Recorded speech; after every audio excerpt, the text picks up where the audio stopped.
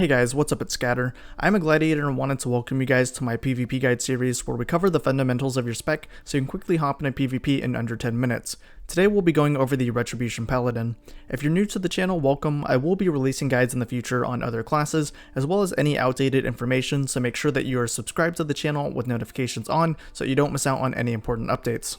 Today we are also doing a giveaway for a Corsair Scimitar gaming mouse. This mouse has 12 buttons on the side so that you have easy access to a lot of your abilities. This frees up a lot of keybinds from your keyboard.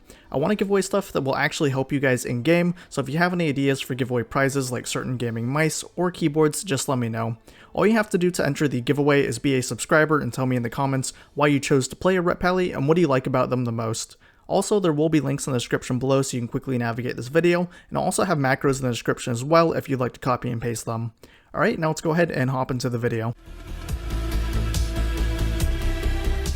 For the Alliance, your best races are going to be Human and Dark Iron Dwarf.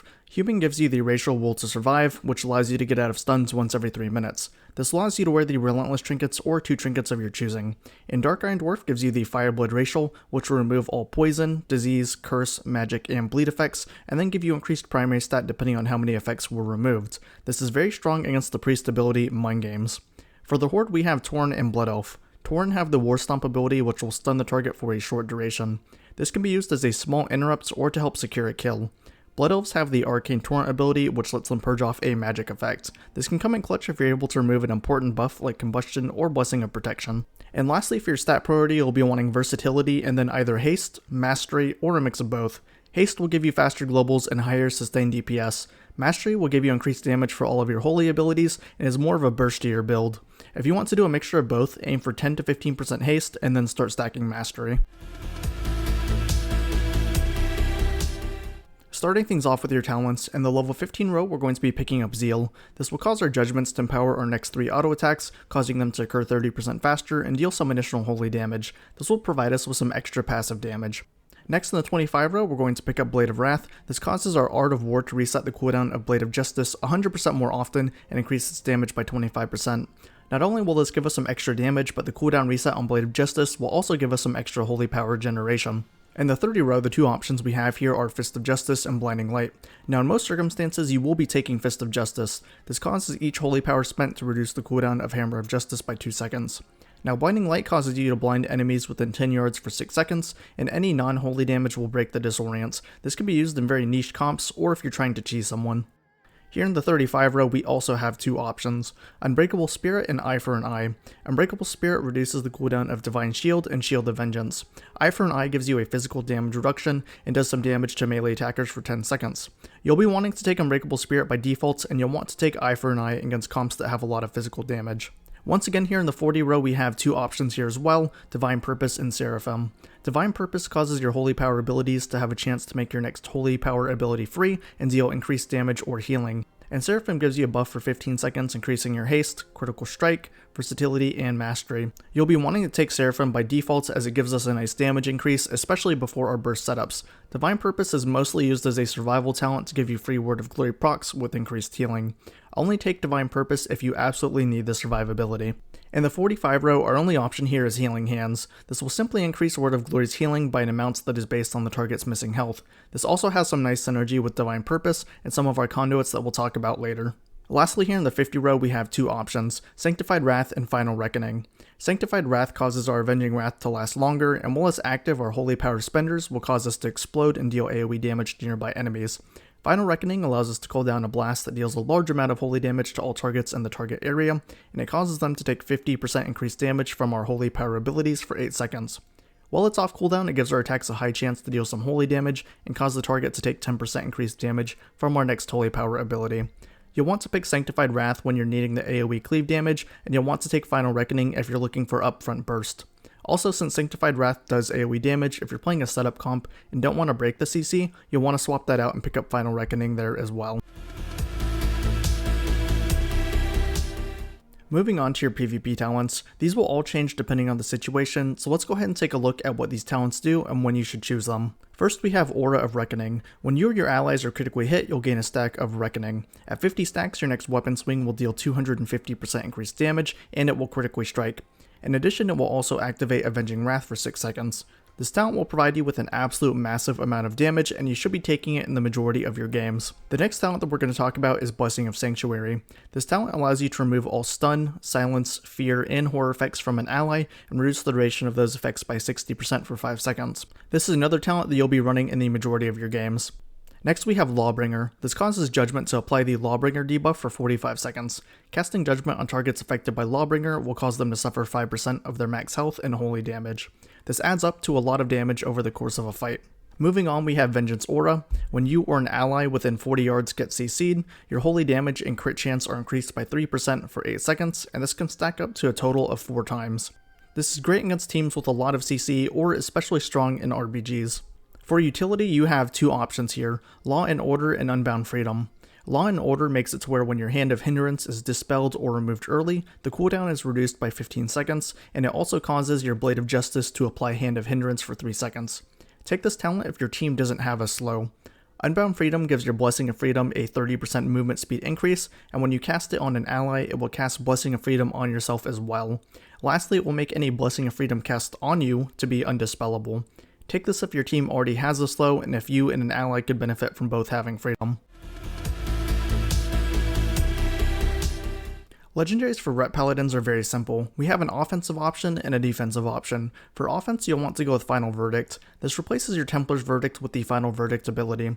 This ability does more damage than Templar's Verdict, it gives it a short range increase, it is usable while disarmed, and gives you a chance to activate Hammer of Wrath and reset its cooldown. For defense, you'll want to go with Reign of Endless Kings. When you drop below 20% health, you'll proc the Guardian of the Ancient Kings, which will reduce your damage taken and is on a short 45-second cooldown. This can be very strong and keep you alive in situations you would normally die in, but be aware it does not boost you to 20% health. If you're not full health and get one shot, this legendary will not proc and you'll just die. You need to go under 20% health and wait a moment for it to proc. Your best Covenant for PvP is going to be the Kyrian. The Kyrian offer the Divine Toll ability. This will instantly cast Judgment on up to 5 targets within 30 yards.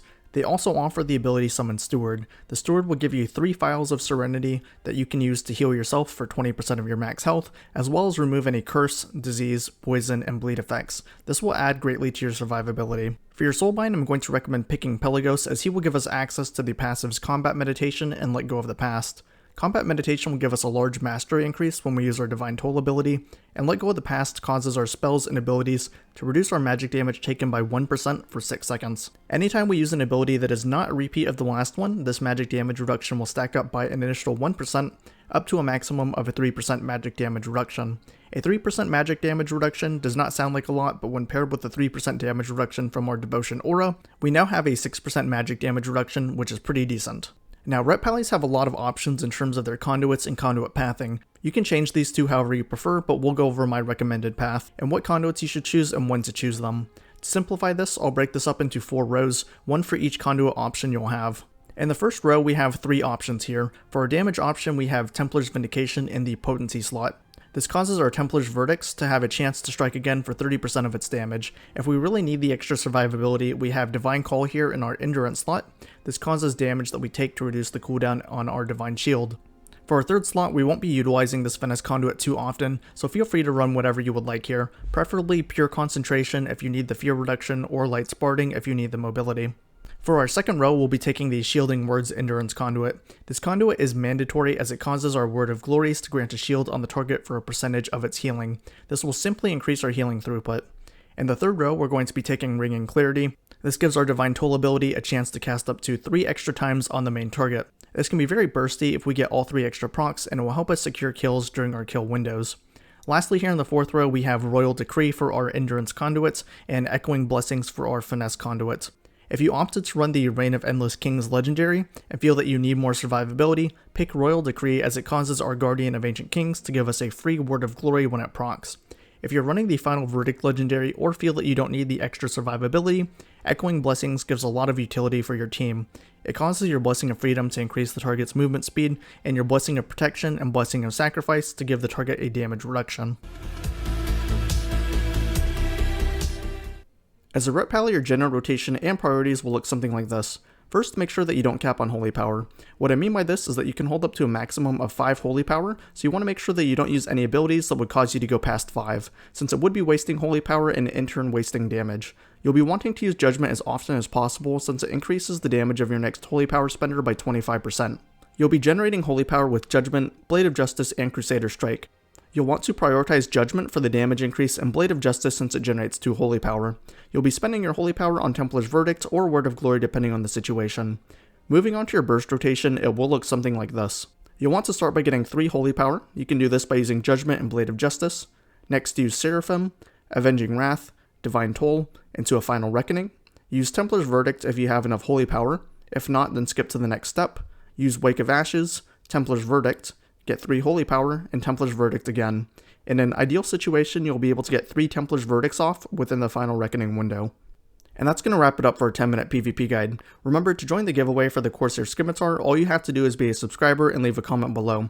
Also, if you'd like to help pick which PvP class guide I should do next, there is a poll up on my Patreon. I'll have a link in the description below if you'd like more information. The current choices for my next PvP guide are between Arms Warrior, an updated Beast Mastery Hunter guide, and Subtlety Rogue. The poll ends April 16th at 11:59 PM Central Standard Time, so if you'd like to support the channel, feel free to check it out. I do want to give you guys the power to pick what kinds of content you want to see and when to see it.